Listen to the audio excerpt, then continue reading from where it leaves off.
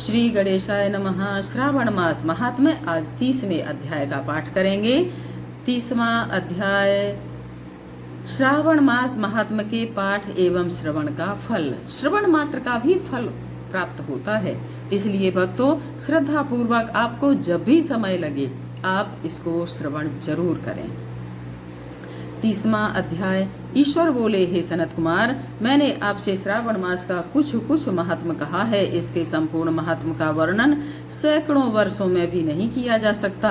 मेरी इस कल्याणी प्रिया सती ने दक्ष के यज्ञ में अपना शरीर दग्ध करके पुनः हिमालय की पुत्री के रूप में जन्म लिया।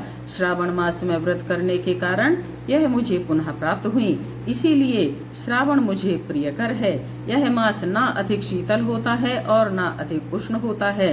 राजा को चाहिए कि श्रावण मास में श्रौताग्नि से निर्मित श्वेत भस्म से अपने संपूर्ण शरीर को उद्दूलित करके जल से आर्द्र भस्म के द्वारा मस्तक, वक्षस्थल, नाभि, दोनों बाहु, दोनों कोहनी, दोनों कलाई, कंठ, सिर और पीठ, इन 12 स्थानों में त्रिपुंड धारण करे।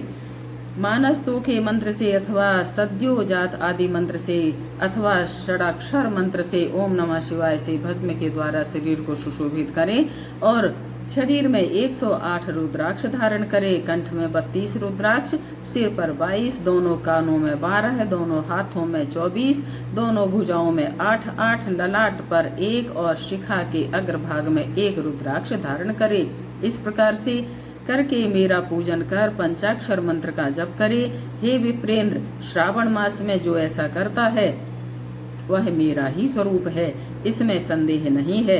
इस मास को मेरा अत्यंत प्रिय जानकर केशव की तथा मेरी पूजा करनी चाहिए। इस मास में मेरी अत्यंत प्रिय तिथि कृष्णाष्टमी पड़ती है। उसी दिन भगवान श्री हरि देवकी के गर्भ से उत्पन्न हुए थे। हे सनत कुमार, यह मैंने आपको संक्षेप में बताया है। अब आप और क्या सुनना चाहते हैं? सनत कुमार बोले, हे पार्वती पते, आपने श्रावण मास का जो कृत्य कहा उन्हें सुनकर आनंद सागर में निमग्न रहने के कारण और उनका वर्णन विस्तृत होने के कारण व्यवस्थित रूप से स्मृति नहीं बन पाई। अतः हे नाथ, आप क्रम से सबको यथार्थ रूप से बताइए। सावधानी से सुनकर मैं भक्ति पूर्वक उन्हें धारण करूंगा। ईश्वर बोले, हे सनत कुमार, श्रावण मास की शुभ अनुक्रमणिका को आप सावधान होकर सुनिए। सर्वप्रथम शौनक का प्रश्न, तत्पश्चात सूत जी का उत्तर, श्रोता के गुण, आपके प्रश्न, श्रावण की व्युत्पत्ति, उसकी स्तुति, पुनः हे मुने आपका विस्तृत प्रश्न, इसके बाद नाम कथन सहित आपके द्वारा की गई मेरी स्तुति, फिर क्रम से उद्देश्य पूर्वक मेरा उत्तर, पुनः आपका विशेष प्रश्न, तत्पश्चात नक्त व्रत की विधि, रुद्राभिषेक कथन, इसके बाद लक्ष्य पूजा विधि, दीपदान, फिर किसी प्रिय वस्तु का परित्याग, पुनः रुद्राभिषेक करने तथा पंचामृत ग्रहण करने से प्राप्त होने वाला फल, इसके बाद पृथ्वी पर शयन करने वाला तथा मौन व्रत धारण करने का फल, तत्पश्चात मासोपवास में धारणा पारणा की विधि, इसके बाद सोमाख्यान में लक्ष्य रुद्रवर्ती विधि, पुनः कोटिलिंग विधान, तदनंतर अनौदन नामक व्रत कहा गया है। इसी व्रत में हविष्यान ग्रहण, पत्तल पर भोजन करना, शाक त्याग, भूमि पर शयन, प्रातः स्नान और दम का शम का वर्णन, तत्पश्चात स्फटिक आदि के लिंगों में पूजा, जप का फल, तत्पश्चात प्रदक्षिणा, नमस्कार, वेद पारायण, पुरुष सूक्त की विधि, तत्पश्चात गृह यज्ञ विधि, रवि सोम मंगल के व्रत का विस्तार पूर्वक वर्णन, पुनः बुध गुरु का व्रत, इसके बाद शुक्रवार के दिन जीवंती का व्रत, पुनः शनिवार को नरसिंह, शनि, वायुदेव और अश्वत्थ का पूजन, ये सब कहे गए हैं। तत्पश्चात रोटक व्रत का महात्म्य, औदुम्बर व्रत, स्वर्ण गौरी व्रत, दूर्वा गणपति व्रत, पंचमी तिथि में नाग व्रत, षष्ठी तिथि में सुपोदन व्रत, इसके बाद शीतला सप्तमी नामक व्रत, देवी का पवित्रारोपण, इसके बाद दुर्गा कुमारी की पूजा, आशा व्रत, इसके बाद दोनों एकादशियों का व्रत, पुनः श्री हरि का पवित्रारोपण, पुनः त्रयोदशी तिथि को कामदेव की पूजा, तत्पश्चात शिव जी का पवित्रक धारण, पुनः उपाकर्म, उत्सर्जन तथा श्रवणाकर्म, इनका वर्णन किया गया है। तदनंतर सर्पबलि, हयग्रीव जन्मोत्सव, सभादीप, रक्षाबंधन, संकटनाशन व्रत, कृष्ण जन्माष्टमी व्रत तथा उसकी कथा, पिठोर नामक व्रत, पोला नामक वृष व्रत, कुश ग्रहण, नदियों का रजोधर्म, सिंह संक्रमण में गो प्रसव होने पर उसकी शांति, कर्क सिंह संक्रमण काल में तथा श्रावण मास में दान, स्नान, महात्म श्रवण, तत्पश्चात वाचक पूजा, इसके बाद अगस्त अर्ध विधि, तदनंतर कर्मों तथा व्रतों के काल का निर्णय बताया गया है। जो श्रावण मास महात्म का पाठ करता है अथवा इसका श्रवण करता है वह इस मास में किए गए व्रतों का फल प्राप्त करता है।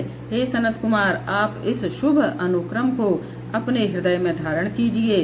जो इस अध्याय को तथा श्रावण मास के महात्म को सुनता है वह उस फल को प्राप्त करता है जो फल सभी व्रतों का होता है। हे विप्रर्षे, अधिक कहने से क्या लाभ। श्रावण मास में जो विधान किया गया है उनमें से किसी एक व्रत का भी करने वाला मुझे परम प्रिय है। हे शौनक, सूत जी बोले, हे शौनक, शिव जी के अमृतमय इस उत्तम वचन का अपने कर्णपुट से पान करके सनत कुमार आनंदित हुए और कृतकृत्य हो गए। श्रावण मास की स्तुति करते हुए तथा हृदय में शिव जी का स्मरण करते हुए वे देवर्षि श्रेष्ठ सनत कुमार शंकर जी से आज्ञा लेकर चले गए। जिस किसी के समक्ष इस अत्यंत श्रेष्ठ रहस्य को प्रकाशित नहीं करना चाहिए, हे प्रभु, आपकी योग्यता देखकर ही मैंने इसे आपसे कहा है। इस प्रकार श्री स्कंद पुराण के अंतर्गत ईश्वर सनत कुमार संवाद में श्रावण मास महात्म में अनुक्रमणि का कथन नामक 30वां अध्याय पूर्ण हुआ। श्रावण मास महात्म संपन्न हुआ। हर हर महादेव, हर हर महादेव, हर हर महादेव। शिव शंभु। भगवान सदाशिव की आराधना। हे शंभो, मेरी आत्मा तुम हो, बुद्धि पार्वती जी हैं, प्राण आपके गण हैं, शरीर आपका मंदिर है, संपूर्ण विषय भोग की रचना आपकी पूजा है, निद्रा समाधि है, मेरा चलना फिरना आपकी परिक्रमा है तथा संपूर्ण शब्द आपके स्तोत्र हैं। इस प्रकार मैं जो भी कार्य करता हूँ वह सब आपकी आराधना ही है। हाथों से, पैरों से, वाणी से, शरीर से, कर्म से, कर्णों से, नेत्रों से अथवा मन से भी जो अपराध किए हों, वे विहित हों अथवा अविहित हों, उन सबको हे करुणा सागर महादेव शंभो आप क्षमा कीजिए। आपकी जय हो, आपकी जय हो, आपकी जय हो। हर हर महादेव, हर हर महादेव, हर हर महादेव। शिव शंभु।